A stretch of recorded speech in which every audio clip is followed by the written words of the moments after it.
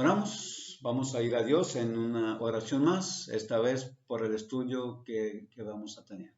Oremos. Sagrado Dios Santo, Dios Eterno, te agradecemos por tu palabra, te agradecemos por nuestra fe y por ese conocimiento que tú nos concedes para que sigamos fieles en este camino de justicia, en este camino de santidad y de vida eterna. Te pedimos, te rogamos que seas con nosotros, te pedimos que nos acompañes, te pedimos, Dios, que nos concedas que en estos momentos en que vamos a estar estudiando, nos concedas tranquilidad, nos concedas paz, nos concedas orden y entendimiento, Dios, y atención de parte de nuestro corazón para que lo que escuchemos sea para edificación y provecho de nuestra fe. Gracias, Dios, porque hasta hoy nos permites seguir fieles en este camino. Te pedimos que nos ayudes en esta vida que nos prestas para que nos esforcemos en ser esos hijos que usted desea. Rogamos de su ayuda para que seamos imitadores de su Hijo Santo y seamos hacedores de tu santa palabra. Gracias por todo, Dios. Gracias por el amor que mostró en la cruz, permitiendo que su Hijo Santo sufriera lo que nosotros debíamos haber sufrido por causa de nuestros pecados. Estamos en sus manos, úsenos en estos momentos, bendiga su palabra. En el nombre de Cristo se lo pedimos. Amén. Vamos a estudiar, vamos a ir a nuestras Biblias, vamos a poner los himnarios a un lado, vamos a ir a la primera carta a Timoteo, primera carta de Pablo a Timoteo en el capítulo 6. Hemos tomado muchas conclusiones, vamos a tomar una conclusión más. Aquí el apóstol está concluyendo su primera carta y dice el capítulo 6, verso 2, la última parte dice, esto enseña y exhorta. Así dice la última parte, nada más esa parte vamos a leer. Esto enseña, esto exhorta. O sea, esto que te he enseñado, esto que has aprendido, esto que has escuchado, esto que acabo de decirte, tienes que usarlo para enseñar, tienes que usarlo para exhortar. ¿Por qué? Porque dice a partir del versículo 3, capítulo 6, verso 3, que podría haber algunas dificultades. Dice, si alguno enseña otra cosa. O sea, si alguno, en lugar de tomar las enseñanzas de Pablo y dedicarlas para enseñar y para exhortar, si en lugar de eso las usa para enseñar otra cosa y no se conforma a las sanas palabras, pues simplemente va a haber dificultades. Simplemente habrá problemas, simplemente las cosas no van a funcionar como a Dios le gustaría que funcionaran. Así que cuando Dios da su sagrada palabra, la da con un propósito de que funcione, de que enseñe, de que instruya, de que corrija, ¿sí? De que perfeccione. Así que la palabra aquí para todo esto es edificación. Así que dice Pablo a Timoteo, esto enseña, esto exhorta. Si alguno enseña otra cosa y no se conforma a las sanas palabras de nuestro Señor Jesucristo y a la doctrina que es conforme a la piedad, y comienza a mencionar las dificultades. Por ejemplo, dice el versículo 4 que algunos se van a envanecer. ¿Sí? Dice el versículo 4, está envanecido. Y la primera característica de alguien envanecido dice, nada sabe. O sea, no está haciendo correctamente las cosas. Dice, nada sabe y delira acerca de cuestiones y contiendas de palabras de las cuales nacen envidias, pleitos, blasfemias, malas sospechas, etcétera, etcétera. Entonces, ¿qué va a pasar cuando alguno de nosotros caiga en la vanagloria, en el envanecimiento, el fruto de todo eso, el resultado de todo eso, simplemente va a ser el nacimiento de envidias, el nacimiento de pleitos, el nacimiento de blasfemias, el nacimiento de malas sospechas. ¿Y por qué? Solamente porque cayó en el error de la vanagloria. ¿Y por qué cayó en ese error? ¿Por qué? Porque no utilizó la sagrada palabra para enseñar y para exhortar. No cumplió. No se logró en él el propósito de Dios para el cual nos dio su santa enseñanza. Así que hay que cuidarnos de la vanagloria. Luego dice el versículo 5, ya no habla solamente de vanagloria, habla de disputas necias. O sea que otro fruto de no permitir que la palabra de Dios haga su obra en nosotros van a ser disputas y necias, o sea, necedades. Vamos a estar discutiendo acerca de necedades, o sea, opiniones, cosas que no edifican, sino que dividen y destruyen a la iglesia. Así que, verso 5, hay que recibir la exhortación, hay que recibir la enseñanza, hay que evitar las disputas, o sea, pleitos entre los hermanos. Dice disputas necias. ¿Por qué se presentan algunas disputas? Dice porque los hombres caen en corrupción. Por eso dice disputas necias de hombres corruptos de entendimiento, dice, y privados de la verdad. O sea, la corrupción y falta de verdad son dos marcas o dos causas por las cuales surgen las disputas necias. Y dice aparte que toman la piedad como fuente de ganancia. Otro error o otro motivo por el cual surgen la vanagloria y las disputas necias es el amor al dinero. Aunque lo vamos a ver hasta el versículo 10, en el versículo 5 ya comienza a mencionar algo. Dice que estos hombres que disputan necedades son corruptos de entendimiento, están privados de la verdad y toman la piedad como fuente de ganancia. Así que no buscan el bien de los demás, no buscan el bien de la iglesia, no buscan el bien de los hermanos, buscan el bien propio, buscan el bien de ellos mismos. Por eso la ordenanza respecto a esto es apártate. Apártate de ellos, apártate de los tales, o sea, no te juntes con ellos. Entonces, ¿qué hay que hacer para evitar todo eso? Dice el versículo 7, haz uso de la piedad. Haz uso de la piedad. ¿Por qué? Porque dice el versículo 6, gran ganancia es la piedad cuando es acompañada de contentamiento. ¿Sí? Así que vamos a hacer uso de la piedad. ¿Y qué es la piedad? Todo eso que Dios mostró para con nosotros al mirarnos en pecado se llama piedad. ¿Sí? La situación nuestra antes de venir a las aguas del bautismo era una situación que lo único que produjo en Dios fue piedad. ¿Sí? Dios tuvo piedad de nosotros. Dios miró nuestra situación, Dios miró nuestra vida, Dios miró nuestros caminos, Dios miró a dónde íbamos, Dios miró nuestro fin, Dios miró nuestro destino, Dios miró nuestra condenación, Dios miró nuestra inmundicia, Dios miró nuestro pecado.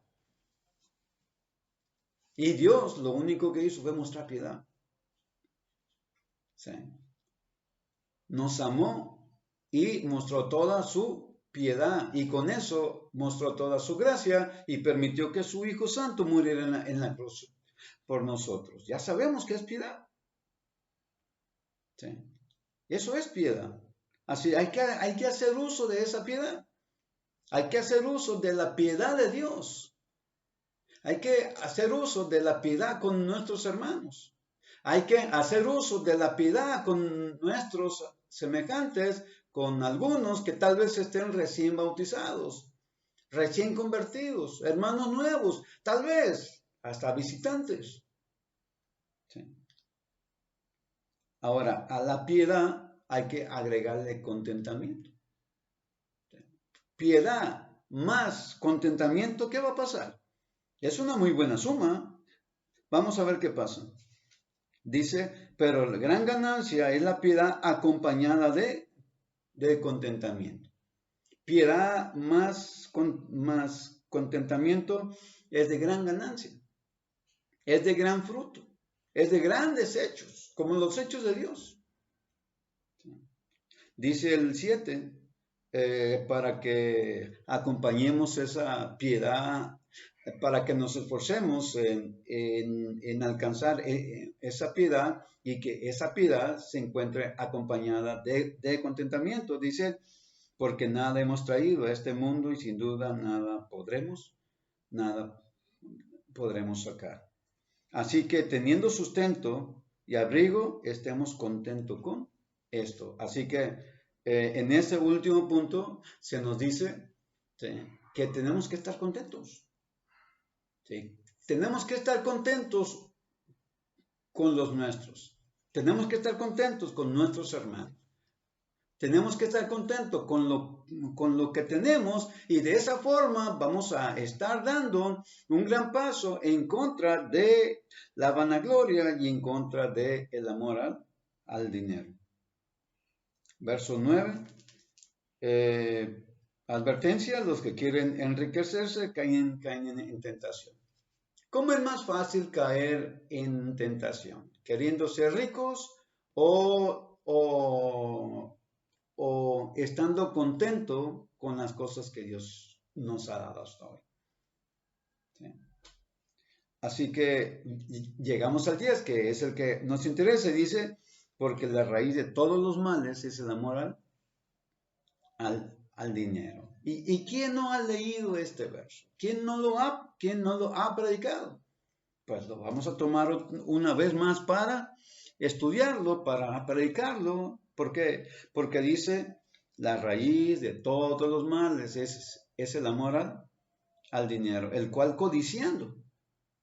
El problema de todo esto es la codicia, que es pecado. Dice, codiciando algunos, y la codicia tiene un fruto que es el extravío de la fe. Así que, y al extraviarnos de la fe, dice, vamos a ser traspasados por muchos dolores. Entonces, la pregunta es, ¿queremos ser traspasados por muchos dolores? ¿Qué tenemos que hacer? Pues extraviarnos de la fe. ¿Y qué tenemos que hacer para extraviarnos de la fe? Bueno, hay que caer en el error de la codicia. ¿Y qué tenemos que hacer para caer en el error de la codicia? Bueno, pues vamos a amar el dinero.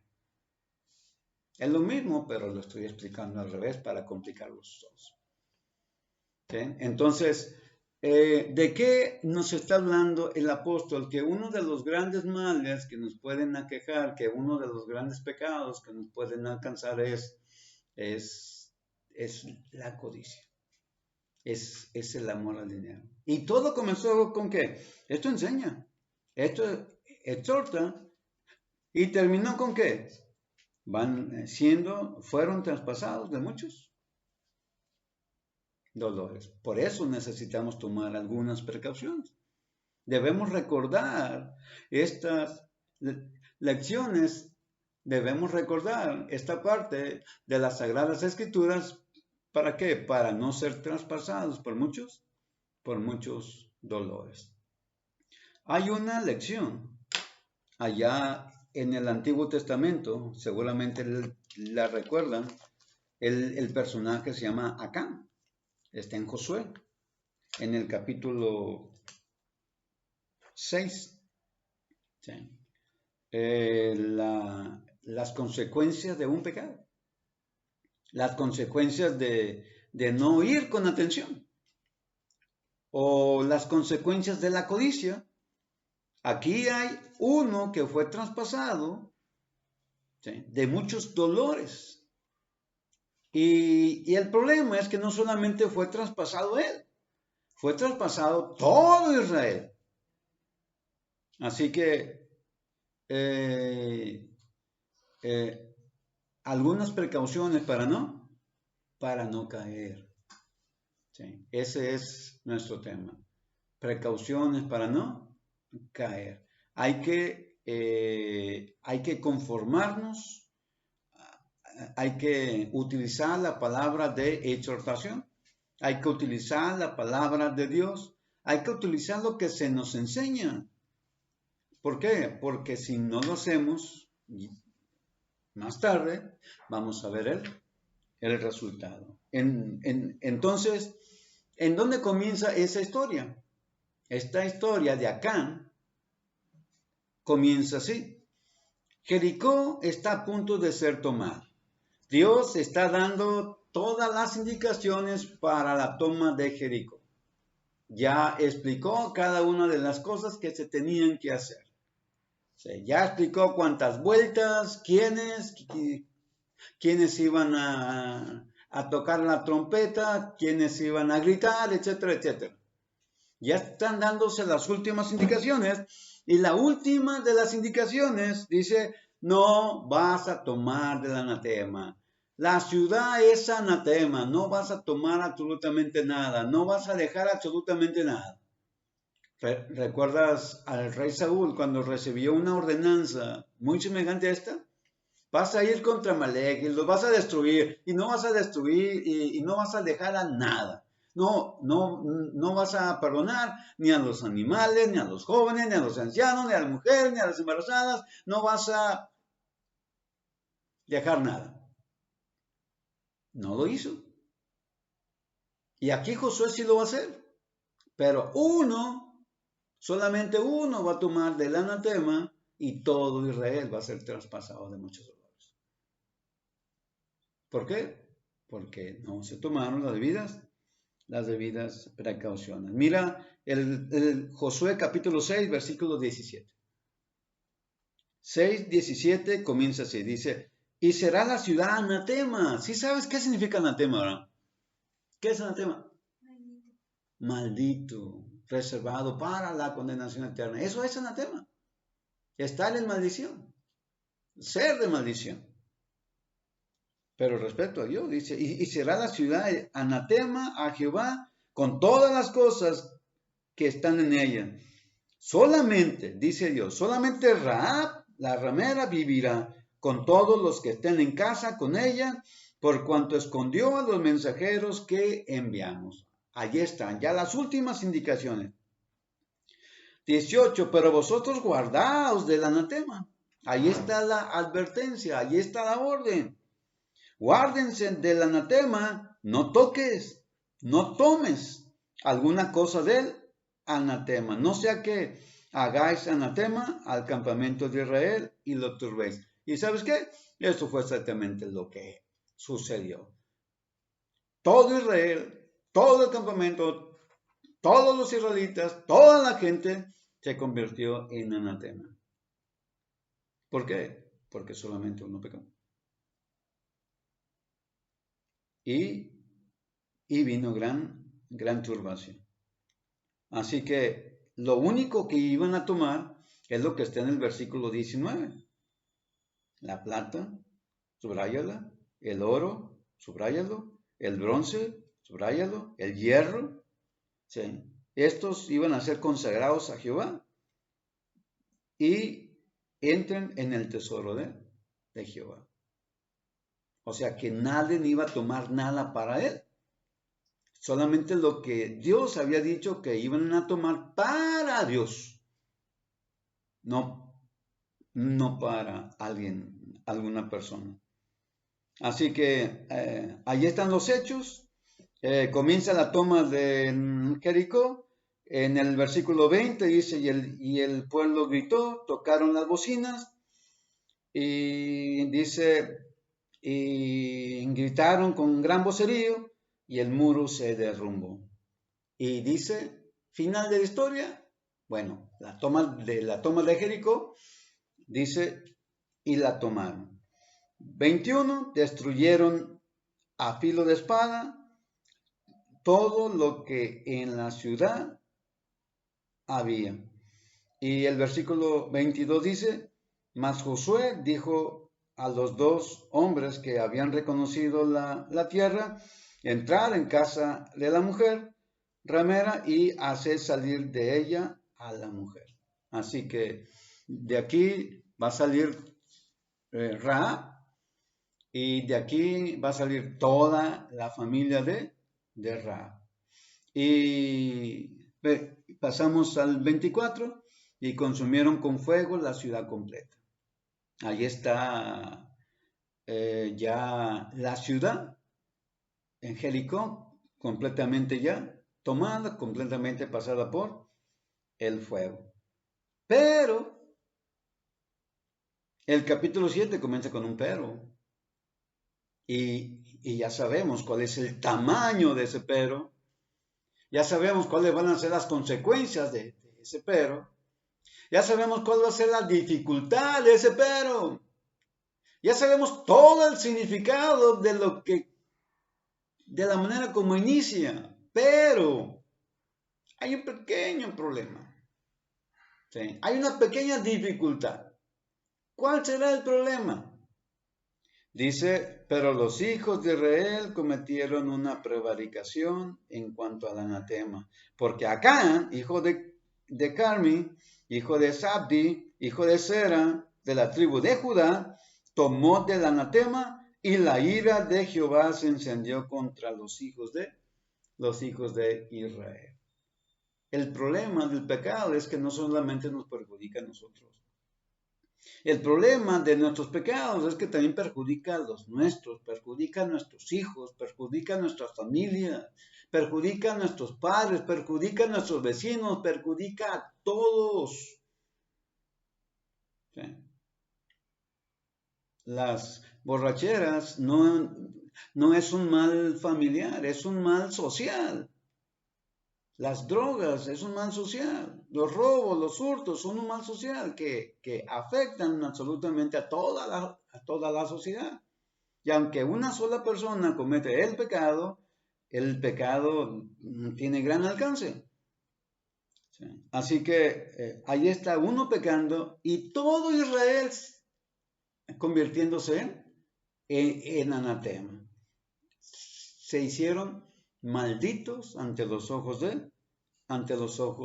de Dios. Entonces, ciertamente necesitamos tomar precauciones, ciertamente necesitamos prevenir, necesitamos fortalecernos, necesitamos crecer en la gracia. ¿Por qué? Porque la tentación ahí va a estar siempre. En un enojo, ahí va a estar. En un deseo, ahí va a estar. En un antojo, ahí va a estar. En una palabra, ahí va a estar. En una ofensa, en una broma, ahí puede estar. ¿Sí? Lo que nos interesa aquí es que dice, la ira de Dios se encendió contra los hijos de Israel. No dice la ira se encendió contra Acán y su familia suyo, no, contra todo Israel. Algunas precauciones que debemos de tomar, ¿sí?, en contra del pecado. Dice, ¿cuáles fueron las consecuencias? Ya hemos hablado varias veces del primer intento de tomar la ciudad de Ai. ¿Sí? H-A-I. Siempre lo digo así. ¿sí? La ciudad de Ai. Y ya miramos cómo fracasaron. Ya miramos cómo fueron vencidos, cómo tuvieron que huir. Ya miramos la reacción de Josué en el capítulo 7, verso 10. Está tirado, está postrado, está llorando, está vencido. Psicológicamente está vencido, moralmente está vencido, personalmente está vencido. Personalmente. Ahí tenemos un José completamente vencido, pero él no sabe que hay pecado en Israel.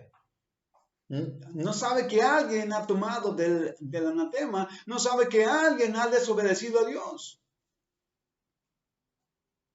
¿Cuáles son las consecuencias del pecado? Las consecuencias del pecado son graves. ¿Sí? Es muy fácil extraviarse de la fe.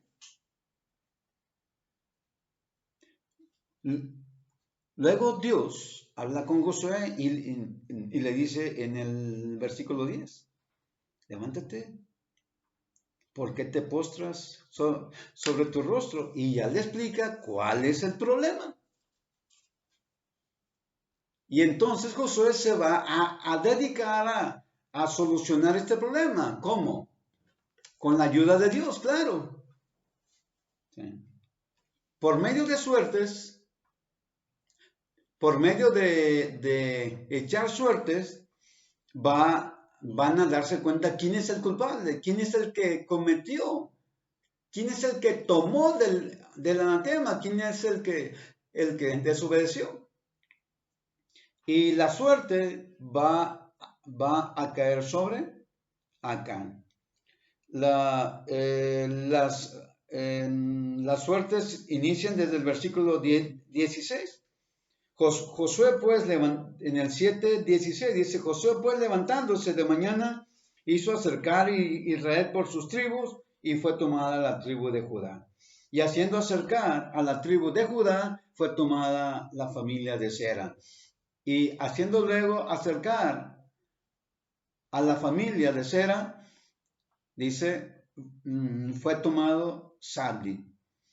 Y el versículo 18 dice, hizo acercar su casa por los varones y fue tomado Acán. Así es como Dios hace las cosas. Se va a saber. Él pensaba que nadie iba a saber. Él, ¿qué pensaría acá? Pues ahorita no me está viendo nadie. ¿Qué pensaría acá? No va a pasar nada. Y el diablo gritándole, no morirás. ¿Y qué crees? Sí va a morir. Apedreado por su propia gente. ¿Sí? Allí está ya descubierto quién tomó del anatema. ¿Quién cometió ese pecado? ¿Quién es el culpable? Y lo traen y le dice Josué en la última parte del versículo 19, declárame ahora lo que has hecho, no me lo encubras. Ese es el problema de encubrir el pecado. ¿Sí? Tratar de esconder el pecado, como si así fuéramos a huir de la culpa. ¿Sí? Entonces hace su confesión en el versículo 20 y mira qué confesión. Mira cómo entra el pecado. Es lo mismo que dice Santiago, capítulo 1, a partir del versículo 12, 13 y siguientes. Pero lo vamos a ver en el antiguo pacto. Dice Josué, capítulo 7, a partir del versículo 20, dice, y Acán respondió a Josué diciendo, verdaderamente yo pequé contra Jehová. Sí, yo pequé. Sí. Y la pregunta es, ¿por qué pecó? ¿Cómo pecó? ¿Cómo se dio el pecado? Dice, yo he pecado contra Jehová, el Dios de Israel, y así lo he hecho. Dice 21, Pues vi, subraya, vi, miré entre los despojos un manto babilónico muy bueno y 200 ciclos de plata. ¿Cuánto cuesta ahorita la plata? Y un lingote de oro de peso de 5 ciclos. La PDT dice que es medio kilo de oro. Yo he visto en los negocios que compran oro, dicen, compro oro como a 600, 700, 800 el gramo. Sí, no me miren así, si es cierto. Sí. Ese es el precio, bueno, depende de la calidad de los quilates también, pero así lo hemos visto. Y me pregunta, entonces, ¿cuánto pesa un kilo? Pues un dineral. Bueno, pues acá tenía medio kilo. ¿Sí? Tenía un dineral en sus manos, sin contar la plata y otras cosas. Dice, vi entre los despojos, o sea, entre el anatema, un manto babilónico muy bueno y 200 ciclos de plata y un lingote de oro de peso de 50 ciclos, lo cual codice, y ahí entró el pecado. ¿Sí? La tentación no es pecado, pero la tentación te va a llevar a la codicia y si caes en el problema de la codicia, entonces vas a cometer pecado, y si cometes pecado, vas a morir. Eso dice Santiago capítulo 1, a partir del versículo 12 y 13.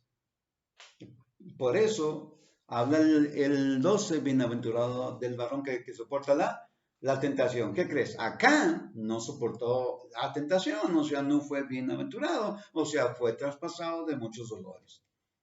Y no solamente acá, porque recuerda que Israel fue vencido por una ciudad que era considerada insignificante. ¿Y por qué? Solamente porque estaban en pecado. ¿Qué nos dice esto? Que mientras estemos en pecado, ni siquiera las cosas pequeñas nos van a salir bien. Cuando hay pecado, hasta por cualquier hormiga que se cruce, va a haber pleitos en la iglesia. Así que así actúa el pecado. ¿Sí? Dice, codicié y tomé. Entonces, 3 pasos en el pecado de acá.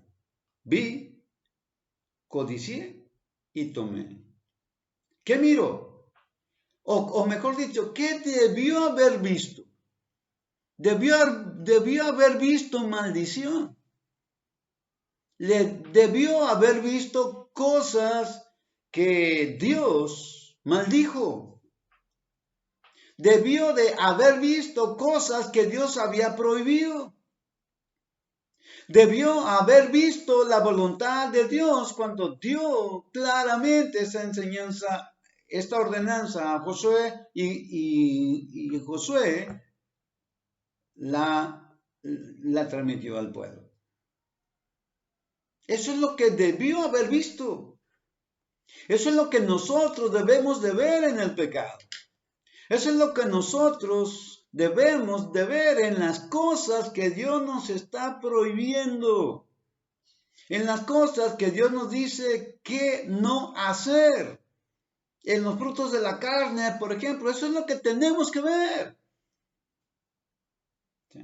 Pero el problema es que no miró un anatema. Miró medio kilo de oro, un montón de plata, un manto babilónico, muy bueno, de mucho precio. ¿Sí? El amor al dinero. Es lo mismo que primera Timoteo 6:10. La raíz de todos los males es el amor al dinero. La raíz de todos los males en Israel, en este momento, es el amor al dinero. La codicia. Entonces, ¿qué tenemos que hacer con la codicia? Bueno, vamos a terminar esa historia. El resultado ya lo sabemos. Va a morir, lo van a apedrear, pero lo vamos a leer en la Biblia. Mira el versículo 25. Y le dijo Josué, ¿por qué nos has turbado? El pecado turba. Y no solamente uno. Ojalá Josué hubiera dicho, el pecado te ha turbado. No, no dijo así, dijo, el pecado nos ha turbado. El pecado tiene gran alcance. Así que si has cometido un pecado que tú crees que nadie todavía ha visto, Dios ya lo vio, te va a turbar. Y le dijo José, ¿por qué nos has turbado? Túrbete Jehová en este día. Y todos los israelitas los apedrearon y los quemaron después de apedrearlos. Eso es ser traspasado de muchos dolores. Y no solamente eso, se va a levantar hasta un monumento a la incredulidad, un monumento a la codicia. Por ahí menciona la Biblia en Génesis un monumento de sal. ¿Lo recuerdas? ¿Qué fue? ¿Hombre o mujer? ¿Dónde pasó? ¿En Tampico o en Sodoma? Ah, ya sabías, ¿verdad? Hay muchos monumentos a la desobediencia. Dios solamente había dicho, los ángeles solamente habían dicho, no mires para atrás. Eso es lo único que les dijeron. Su esposa les obedeció y miró algo que no debió haber visto. Ángeles destruyendo una ciudad. Así que se convirtió en un monumento a la desobediencia, en un monumento a la incredulidad. ¿Cuántos monumentos se podrá hacer con nosotros? O conmigo, porque si menciono nombres se me ofenden. ¿Cuántos monumentos nos podrán hacer? ¿Sí? Los quemaron, los apedrearon y después de apedrear los quemaron. Y ahí va el monumento, verso 26. Y levantaron sobre él un gran montón de piedras que permanece hasta el día de hoy. ¡Qué gran historia! ¡Qué gran recuerdo para Israel! ¿Qué pensaría la gente que años y años más tarde pasarían y miraran ese montón de piedras? Recordarían todo este estudio, recordarían toda esta narración. ¿Sí? Ahora, es necesario que nos haga un monumento. Hay que recordar nuestras faltas y hay que confesarlas a Dios, porque Él es fiel y justo para perdonar. Hasta el rey David dijo allá en el Salmo 32, mientras callé, se envejecieron mis huesos en mi gemir todo el día. Y luego dice, confesé mis pecados y tú perdonaste todas mis transgresiones. Y para nosotros está la primera carta de Juan, el capítulo 1, 8, 9 y 10, acompañado del 2, 1, que ya lo hemos predicado varias veces, tú ya los conoces. ¿Sí? No podemos decir que no tenemos pecado. Verso 8, lo tenemos que confesar. Verso 9. Verso 10, si confesamos nuestros pecados, Él es fiel y justo para perdonar. 2.1, hijitos, estas cosas os escribo para que no pequéis. Y si hubieres pecado, abogado tenemos para con el Padre, a Jesucristo, el justo. ¿Qué tenemos entonces? Tenemos que tomar precauciones en contra del pecado. Tenemos que prevenir. Tenemos que evitar el pecado. El pecado es anatema. Lo que nosotros conocemos como pecado no es otra cosa más que anatema, nos hace malditos delante de Dios. Vamos a terminar, entonces comenzamos. Allá en 1 Timoteo, capítulo 6. Esta es la razón del siguiente párrafo. 1 Timoteo, capítulo 6, verso 11. Dice, pelea la buena batalla de la fe. ¿Cuál fue la batalla que peleó Acán? Yo creo que por estar muy ocupado en sus negocios, yo creo que ni tuvo tiempo de participar en la batalla. O sea que mientras otros hacían la labor, ¿qué estaba haciendo él? Enrollando su manto babilónico, juntando su plata, juntando su oro, y yendo a su tienda y escarbando, haciendo un hoyo y escondiendo todas esas cosas. Cuando lo que debería estar haciendo es peleando la batalla a favor del pueblo de Israel, a favor del pueblo de Dios. Eso hace el pecado. En lugar de pelear las batallas en la iglesia, ¿sí? En lugar de apoyar y servir, pues estamos ocupados cometiendo nuestras faltas. Verso 12, pelea la buena batalla de la fe. Acá no peleó la buena batalla. ¿Cómo estamos peleando nosotros nuestra batalla en la fe? La orden es pelea. No es saber si puedes, no es saber si quieres, no es saber si tienes fuerza o ganas o tiempo. Dice pelea. Pelea la buena batalla de la fe. ¿Cómo? Uno, ahí te va. Echa mano de la vida eterna. El segundo punto, ¿cómo? Verso 14.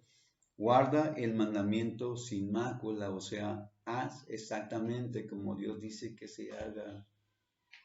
Que la tentación no sea la que gane, que la carne no sea la que gane, que el amor al dinero no sea lo que gane, que sea la piedad acompañada de contentamiento. ¿Cuál es el contentamiento que Acán debió haber tenido?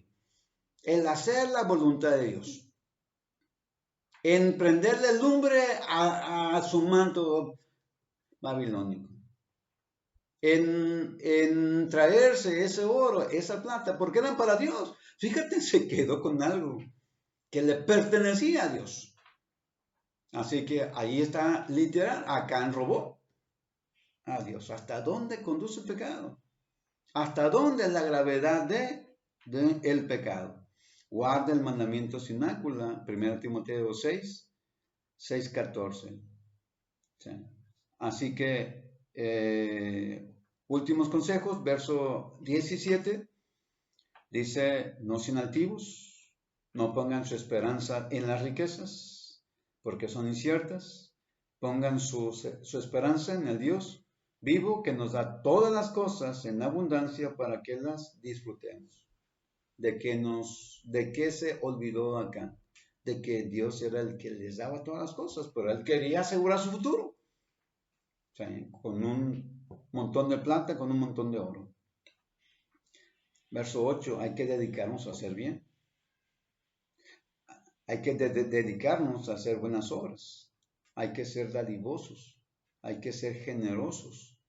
Verso 9, hay que atesorar para nosotros mismos buen fundamento para lo porvenir, pero en cuanto a la fe. Y finalmente, haz uso, echa mano de la vida eterna. ¿Cómo vamos a arriesgar algo eterno por algo temporal?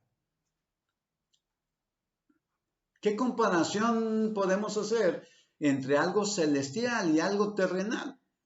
¿Qué comparación podemos hacer entre algo temporal y lo eterno? No hay comparación. Entonces, ¿por qué pecamos? Porque son verdaderas necesidades.